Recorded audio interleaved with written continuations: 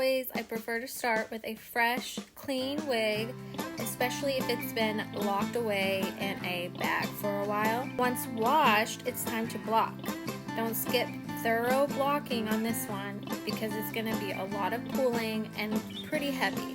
So make sure the wig cap is well protected.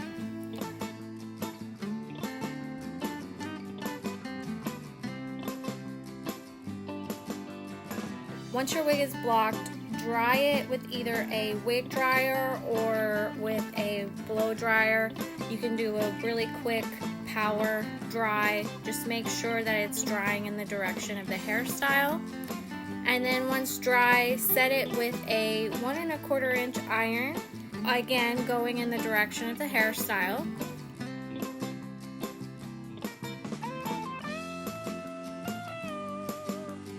And after that cools, start back combing, or you could even add padding if you don't have enough hair or the right texture to build that beehive.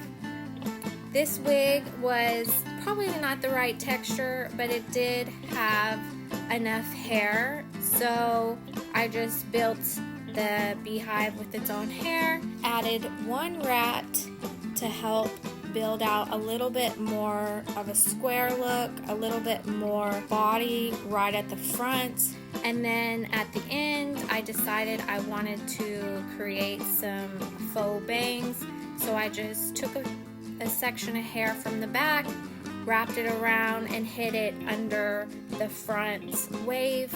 And once everything was finalized, I decided to apply it to a mannequin head to really help bring this hairstyle to life.